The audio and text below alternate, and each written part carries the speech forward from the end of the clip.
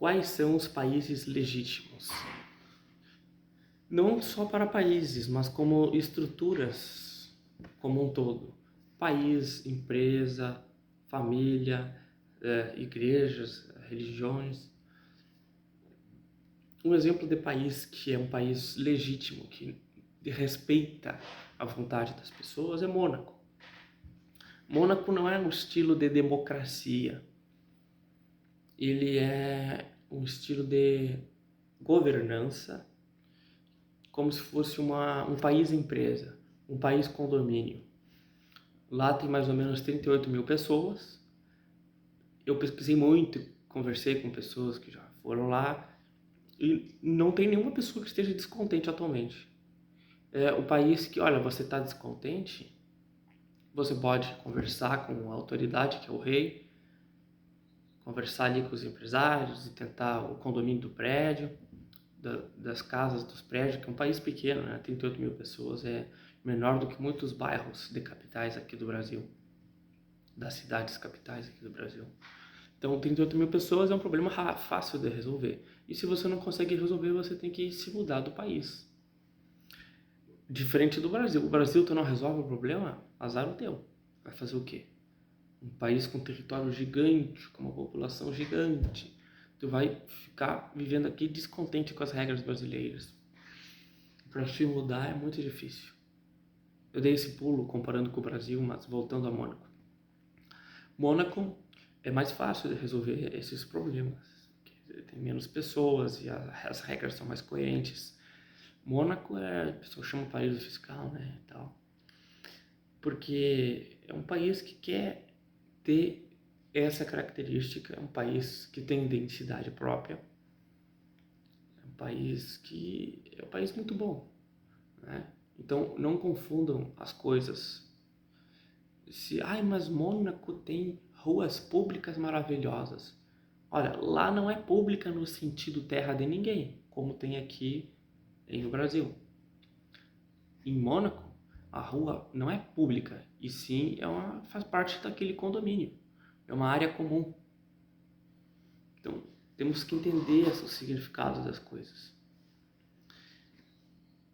Se tem um país grande, como a maior parte dos países são, tem lá tantas milhões de pessoas, um território maior, assim, esse país ele vai ter que ter democracia e coisas públicas que é áreas públicas, área comum, assim, né?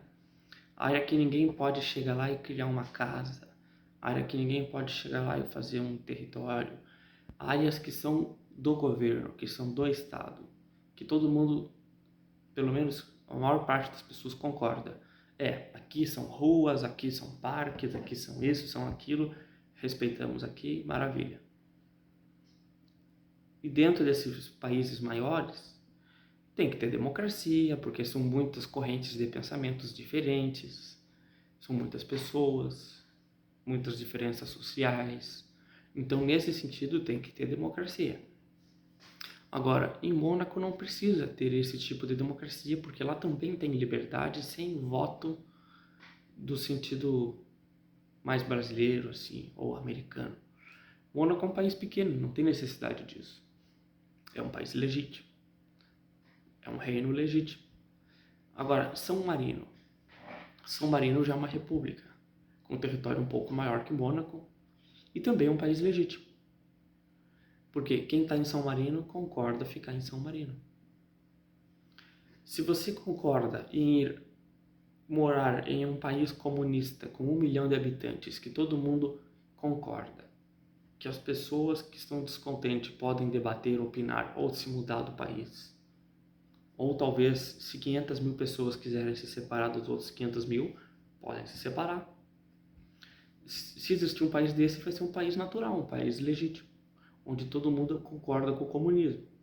Claro que isso tem que ser trabalhado de geração em geração, porque vai tendo a filha, o filho, o neto, o bisneto, o trisneto, e aí as pessoas vão mudando de opinião.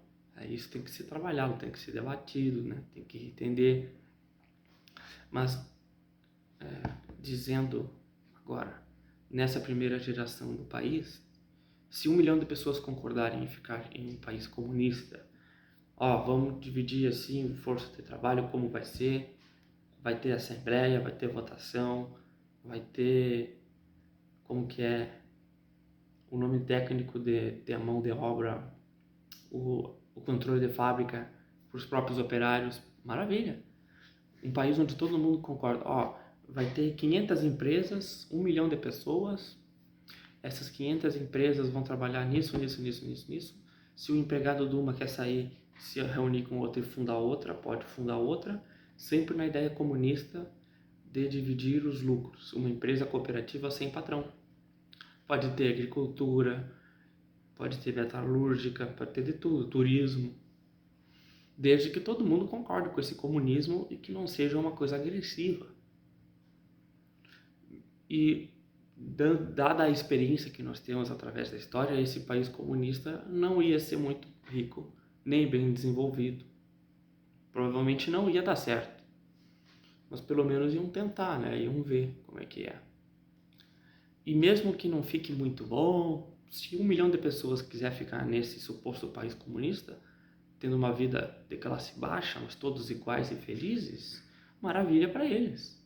Se ninguém passar necessidade, maravilha. Aí cria a regra deles, as empresas comunais, como é que é o nome técnico, entregar a fábrica aos funcionários, o controle operário. E não só de produtos, mas de serviços. Aí uma rede de hotéis, uma empresa de hotéis, ia ter um lucro muito sazonal. Ia ter períodos que iam ganhar pouco, outros períodos iam ganhar mais. E aí se o turismo, se fizesse esse país comunista em algum lugar do Nordeste, o turismo, quem trabalha com turismo no país comunista, nesse país comunista, vai ter a tendência a ganhar um salário melhor do que quem trabalha na fábrica. E aí eles iam ter que ver um sistema para ficar mais igual. Se quem está trabalhando naquela fábrica está ganhando menos e quem está trabalhando com o turismo ganha mais, aí eles têm que ver um sistema lá. Ou deixa assim mesmo, porque tem que também entender a diferença da propriedade do meio de produção e da propriedade pessoal. Lá o meio de produção seria comunista, ou serviços e produção comunista. Então o salário que tu ganha seria teu, né? Então teria que ver como que seria. Uma hora ou outra alguém ia brigar porque é impossível todo mundo ser igual. E mesmo que o comunismo não deixe todo mundo igual, pelo menos eles vão tentar buscar um clima de não exploração. Ninguém vai se sentir explorado porque não vai ter patrão. Aí tem que ver como vai ser o tipo de governo. Porque tem muito comunismo por aí que o governo explora mais do que o patrão. Aí não adianta trocar a exploração do patrão pelo governo. Então, se for fazer esse país comunista, tem que ver um arranjo de governo, de Estado, que seja decente, que seja democrático, no sentido bem democrático mesmo. Porque se for aplicar a democracia no sentido comunista, ela também é democracia. Num sentido meio torto para alguns, mas é. Então, eu tenho que parar de falar então. Resumindo, o país comunista poderia dar certo na lógica dos comunistas, se todos eles concordam com isso. E os países atualmente que são legítimos, tem república, tem monarquia, tem outros tipos de país. Inclusive, eu sou favorável a criar uma expressão que é a república condominial. Suíça, Andorra, Singapura, talvez o Uruguai também, são repúblicas de condomínio, que o governo funciona basicamente como um condomínio. O Uruguai não é tanto, porque já tem um tamanho maior. Mas eu digo esses países que são pequenos mesmo, tipo a Suíça é pequena, Mônaco, Suíça, São Marino, Singapura e outros países por aí. A Estônia, Lituânia, Letônia também são repúblicas meio condominiais. Assim. E dos reinos bons, temos esses que eu citei. O Vaticano também. O Vaticano é um país legítimo. Quem está descontente pode sair. Então temos que entender que dentro da realidade atual existem países que são bons. E nós não podemos dizer que lá o imposto é roubo. A realidade brasileira mostra, sim, aqui o imposto é roubo mesmo.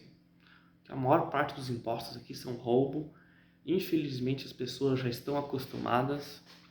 O governo brasileiro quebra as pernas, oferece a muleta.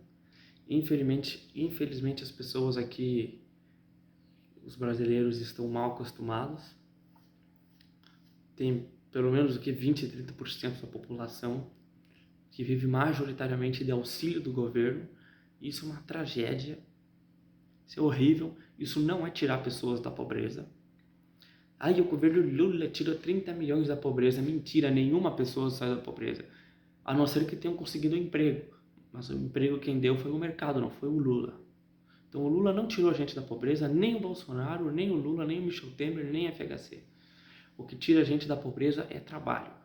Pode trabalhar em uma empresa estatal, pode trabalhar em uma empresa particular, desde que seja uma empresa que quem paga o serviço são os consumidores e não uma empresa estatal que sobrevive com repasse federal. Porque uma empresa estatal que sobrevive do imposto, na maior parte das vezes ela não está produzindo.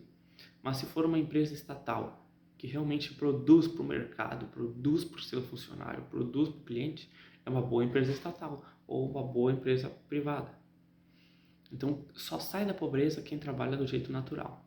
Receber dinheiro do Bolsonaro, do Lula, do governo, não vai te retirar da pobreza. Então, é isso que o Brasil precisa aprender. A Argentina agora está melhorando. E está melhorando mesmo, porque reduz o tamanho do Estado, deixa o Estado para cuidar das coisas que são parte do Estado, da identidade nacional, das leis consolidadas, e não pode ficar criando lei nova todo segundo, senão vira uma zoeira. Então tem que reduzir o número de leis, revoga essa lei, revoga aquela lei, cancela aquela lei, deixa uma lei organizada, e o Estado tem que ser um intermediário da sociedade para ter liberdade para todos os segmentos políticos. E se tu quer manifestar a tua opinião, tu não precisa necessariamente ser através da política. Pode sim ser através da política, mas o principal é através do clube, da igreja, da associação de bairro. Aí sim que nós podemos efetivamente de conversa, faz debate, expressa a nossa opinião, muito mais rápido do que pela política. A política tem que ser em último lugar, tem que ter estado pequeno. A realidade argentina, brasileira, do México, do Peru, Bolívia, da maior parte dos países da América Latina, que são países que já têm vários povos diferentes, tem que ter liberdade social e Estado pequeno.